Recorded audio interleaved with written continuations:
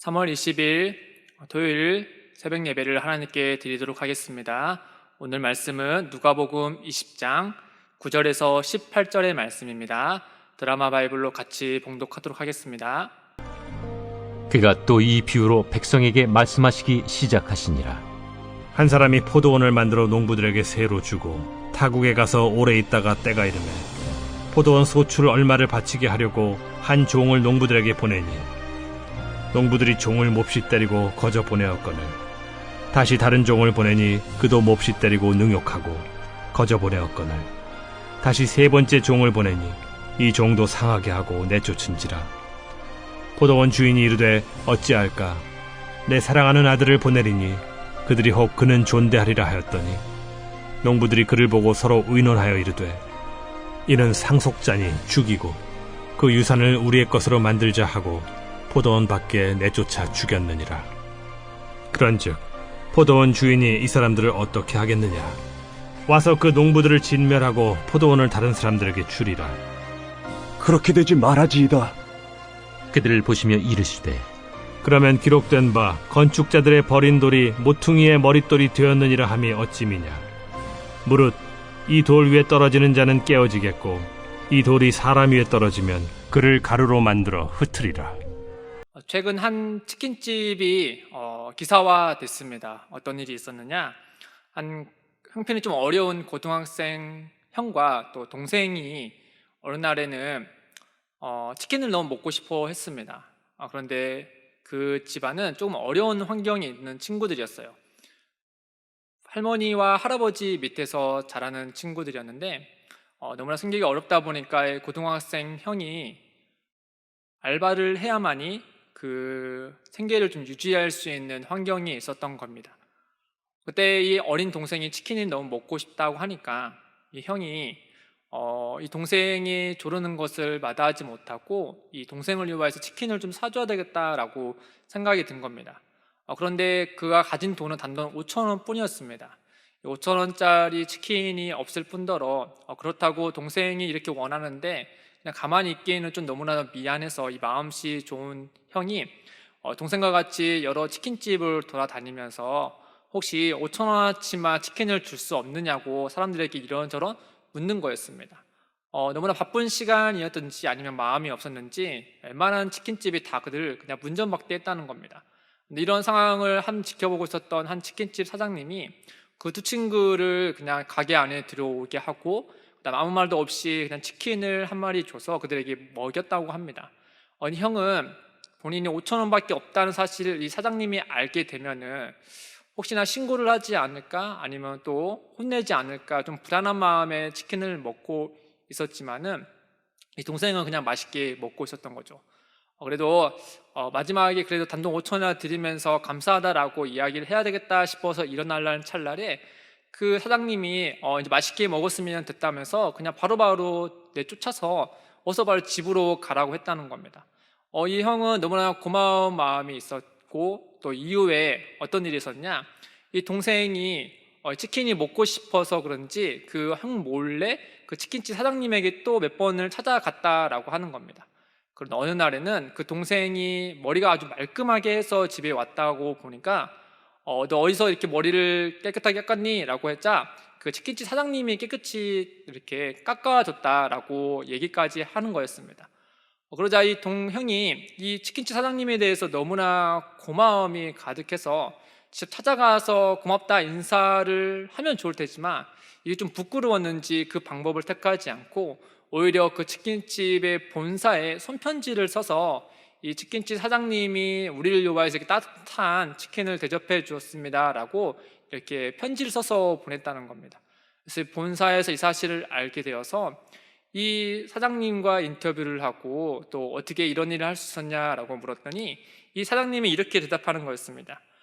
내가 한 일은 특별한 일이 아닙니다. 그저 당연히 해야 될 일을 했을 뿐입니다 라고 이렇게 답변을 했다는 거죠. 참 이 이야기를 들으면서 오랜만에 이 사회에 좋은 소식을 듣게 되어서 참 반갑고 기뻤습니다. 어쩌면 이처럼 하나님도 이스라엘의 권위 있는 자들과 또는 기득권 자들이 각자의 자리에서 하나님의 백성들을 위한 이런 좋은 일을 했다라는 소식을 듣고 싶어 했을 겁니다. 그러나 요한은 반대로 하나님께 들려오는 소식은 이런 아름답고 좋은 소식이 아니라 오히려 하나님과 이웃에 대한 그 배려가 아닌 오로지 자기의 입과 자기의 배만, 또 자기의 입지와 자기의 자리만을 채우려는 그런 집착에서 나타나는 악한 소문만 하나님에게 들려왔던 것이죠. 이런 자기의 입지와 그런 소유욕에 대한 집착이 그들의 눈을 멀게 하고 또 그들이 어리석게 하나님의 뜻을 저버리는 그와 같은 이야기들이 하나님에게서 계속 들려왔다는 겁니다. 이러한 자들에게 예수님은 오늘 말씀을 통하여서 하나의 비유로 들어 그들에게 이와 같이 일침을 가해서 말씀하고 있는 겁니다. 비유의 말씀을 잠깐 설명드리면, 한 포도원 주인이 농부들에게 세를 주고 이 포도원을 관리하게 합니다. 그리고 그 세를 소출의 일정 부분을 받는 조건으로 그들에게 그런 포도원을 관리하도록 했을 것이죠. 이후에 어쩐 일인지 주인은 타국에서 오랜 시간을 머물고 이후에 소출할 때가 되사 세를 받을 겸 그의 종을 그 농부들에게 보냅니다. 그리고 그 소출의 일부를 새로 받을 오다고 이렇게 보낸 것이죠. 그런데 이게 무슨 일인지 그 한 종을 보냈더니 그 농부들이 그에게 그 포도원 주인이 준 거에 대해서 감사하면서 소출 일정 부분을 주는 것이 아니라 오히려 그 종을 몹시 때리고 내쫓아 버립니다. 주인이 이 소식을 들었을 거 아닙니까? 너무나 의아하고 또 이해가 되지 않지만 혹시나 다른 오해가 있을까 싶어서 이번엔 다른 종을 그에게 보냅니다. 그러나 농부들이 똑같이 그를 때리고 내쫓아 버리죠. 그러자 세 번째 종을 보냅니다. 근데 농부들이 마찬가지로 그를 몹시 때리고 내쫓아 버립니다. 아마 이 비유대로 우리 포도원 주인의 입장으로 우리가 한번 생각해 보면 정말 황당하기 그지없는 일입니다. 정말 일반적인 상황에서 도저히 상식적으로 이해가 될 수 없는 일을 했던 것이죠. 아마 일반적인 포도원 주인이라면 당장이라도 어떤 용병을 고용해서 그들에게 보내서 그들을 내쫓아버리거나 또는 다른 처단을 했을 겁니다. 그런데 이 주인은 너무나도 황당하게도 이 세 번째 종을 보내서 몹시 때리고 내쫓아버린 그 농부들에게 자기의 사랑하는 아들을 보내겠다라고 결심합니다. 왜냐하면 그 농부들이 종들은 자신과 같이 존대하지 않았지만은 자기의 상속권을 가진 이 아들에게는 존대하지 않겠느냐라고 마음을 먹고 그를 보낸 것입니다. 한편 농부들은 그 아들이 자기들에게 오자 드디어 그들의 본심을 드러내기 시작합니다. 14절에 보시면 농부들이 그를 보고 서로 의논하여 이르되 이는 상속자니 죽이고 그 유산을 우리의 것으로 만들자 하고 라고 말합니다. 농부들이 종을 떼고 그리고 맨몸으로 그들을 내보낸 이유는 주인의 것을 빼앗고자 하는 그의 본심이 있었기 때문입니다. 그리하여 그의 아들조차도 포도원 밖에 내쫓아버리고 그를 죽이는 이와 같은 악행을 저지르고 만 것이죠. 정말 상식적인 선에서 정말 이해할 수 없는 행동을 그들이 한 것입니다. 그들이 이런 농부들이 이와 같이 악행을 한 이유는 그들의 이런 소유욕에 대한 집착이 어리석은 추론을 만들어냈기 때문입니다. 아마도 그들의 생각에는 이와 같을 겁니다. 상속자가 죽게 되고 이어서 그 사실을 주인이 알지 못한 채 시간이 흘러서 그 주인도 타국에서 죽게 된다면은 이 자기들이 세를 받아서 자기들이 지금 일하고 있는 이 포도원 밭이 누구의 것이 되겠느냐, 결국 그 자리에서 일하고 있는 우리의 것이 되지 않겠느냐라는 이와 같은 악한 꾀와 또 계획을 세워서 이와 같은 일을 했던 것이죠. 그러나 이건 참으로 어리석은 짓이었습니다.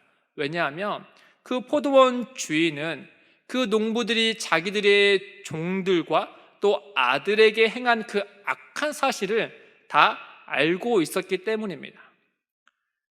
그럼에도 불구하고 그의 아들을 그 농부들에게 보낸 것은 어쩌면 최후의 통첩의 개념으로서 그 아들을 보낸 것일 겁니다. 예수님은 이 비유의 말씀을 하시면서 청중들에게 이르기를 포도원 주인이 이 사람들을 어떻게 하겠느냐라고 물어봅니다.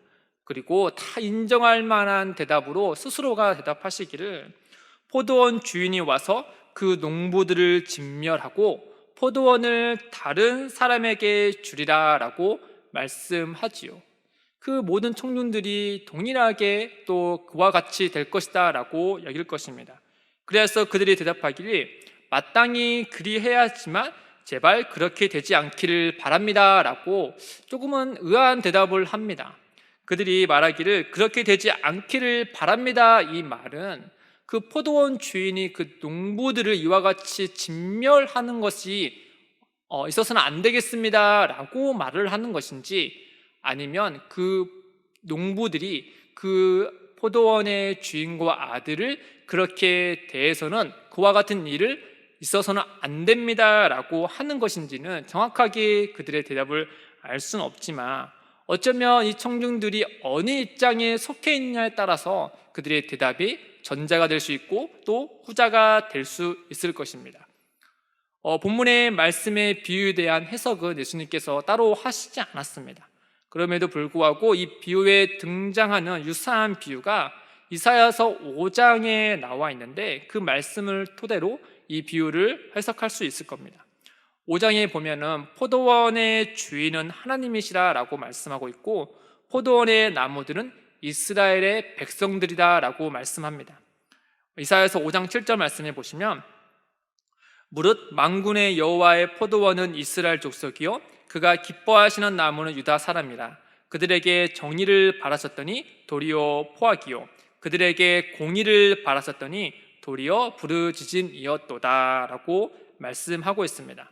다만 이사야 선지자가 말한 이 포도원 비유와 예수님이 말씀한 비유의 차이가 있다면 오늘 본문에는 포도원의 일구는 농부들이 언급되고 있다는 점입니다.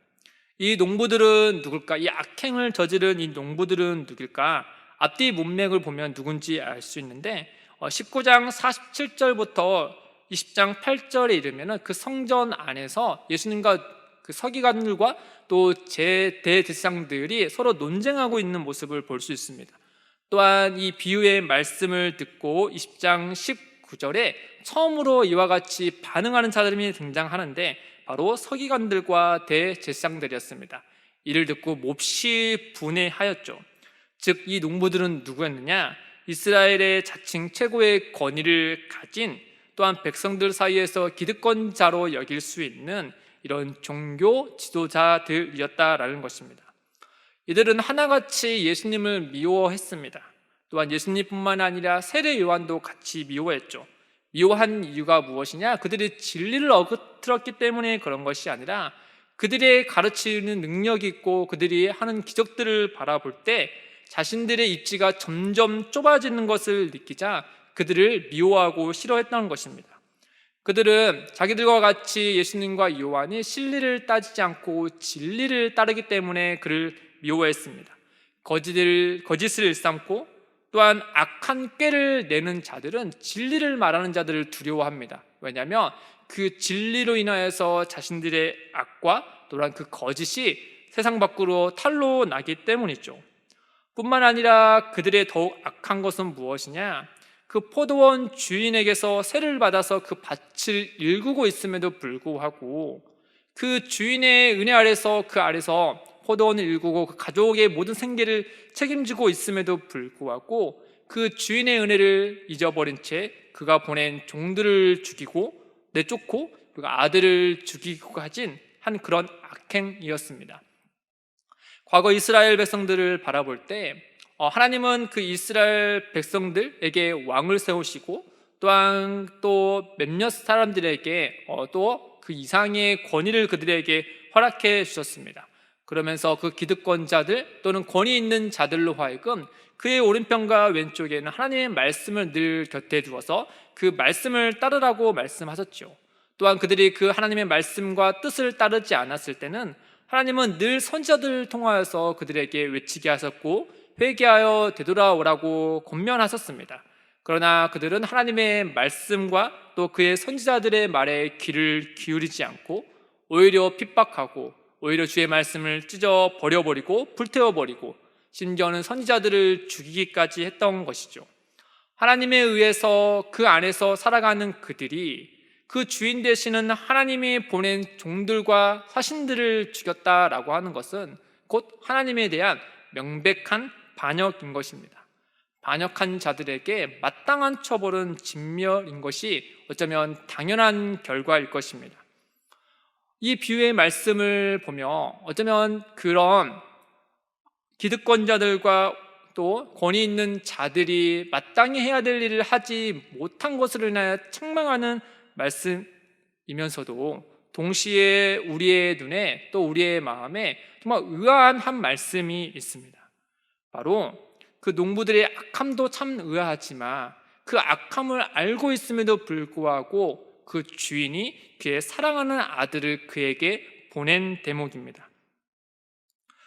이와 같은 결과를 과연 주인은 몰랐을까?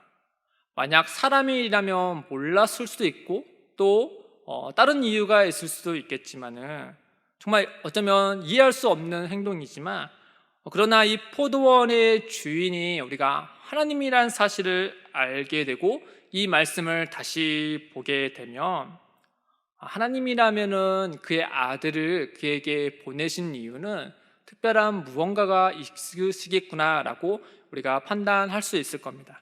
그 이유는 바로 무엇이냐? 17절과 18절에 이와 같이 말씀하고 있습니다. 그들을 보시며 이르시되 그러면 기록된 바 건축자들의 버린 돌이 모퉁이의 머릿돌이 되었느니라 함이 어찌미냐? 무릇 이 돌 위에 떨어지는 자는 깨어지겠고 이 돌이 사람 위에 떨어지면 그를 가루로 만들어 흩으리라 하시니라.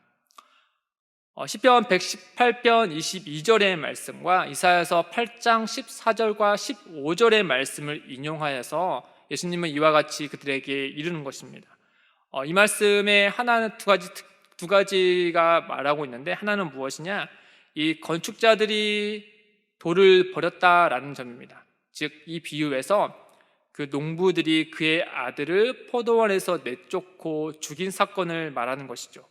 이는 예수님께서 누누이 이전에 말씀하셨던 것처럼 자신이 이 종교 지도자들에 의해 고난받고 죽으신다라는 사실을 뜻하는 말씀입니다.